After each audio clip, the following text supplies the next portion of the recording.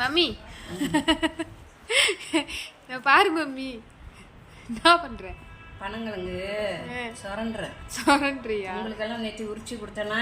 ஆமா, உரிச்சு உடச்சி கொடுத்தேன்னு தின்னுங்க. இப்ப அம்மா திங்கலையே, எனக்கு ஆசையா இருக்கு. அதனால எப்படி திங்கிறதுன்னு யோசனை பண்ணேன். அப்ப வந்து எங்க அம்மா முடியாம இருக்கக்குள்ள அவங்களுக்கு மென்று சாப்பிட முடியாது. அப்ப எங்க தாத்தா கொண்டு வருவாங்க. அதை அவிச்சு எல்லாரும் நல்லா தும்போம். ஆனா எங்க அம்மா திங்க மாட்டாங்க. எங்க அம்மாவுக்கு இந்த மாதிரி ஒரு கரண்டி எடுத்து சுரண்டுவோம். ரெண்டா பிச்சு கிழங்க நீட்டாக வச்சு சுரண்டுவோம். சுரண்டுனா அது அப்படியே பூ மாதிரி கொட்டும். எங்கள் அம்மாவுக்கு அந்த கொஞ்சோண்டு தூள் சர்க்கரையை போட்டு அதை ஒரு கிண்ணத்தில் அள்ளி வச்சு அப்படியே கிண்டி கொடுப்போம். சாப்பிடுவாங்க. அந்த மாதிரி எனக்கு இப்போ அந்த நினப்பு வந்துச்சு. சரி, அந்த அம்மாவுக்கு செஞ்சு கொடுத்தோமே, அது மாதிரி நம்ம சீவி பார்ப்போம் அப்படின்னு. எனக்கும் வாயை உருகிட்டு தானே இருக்கு. கலந்து திங்கணும் இன்னும் உடைக்கக்குள்ளெல்லாம். அதனால திங்க முடியலையே.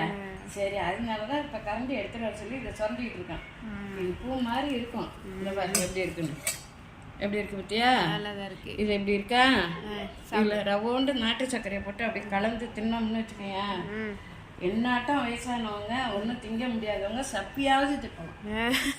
ருசிச்சு ரசிச்சு சப்பியாவது திப்பலாம். சப்பி விடுவாங்க. அது ஒரு இன்ட்ரெஸ்ட், அது ஒரு ஆசை. சரி, இதை இப்படி தின்னு பார்ப்போமே அப்படின்னு. இது திங்கிறதுல அவ்வளோ ஒரு நல்லது, உடம்புக்கு நல்லது. இருந்தாலும் பல்லு இல்லாம திங்க. அதனால சப்பியாவது திப்புமே. அதுக்கு தான் நோண்டிட்டு உட்காந்துருக்கேன். சரி சரி, நான் நோண்டி தரவா? போதும் எனக்கு. பித்தா வெளியடிச்சு வேணும். அளவுக்கு மீறினால் அமிர்தம் கூட நஞ்சாகும். அளவுக்கு மீறினா அமிர்தமும் நஞ்சாயிடும்.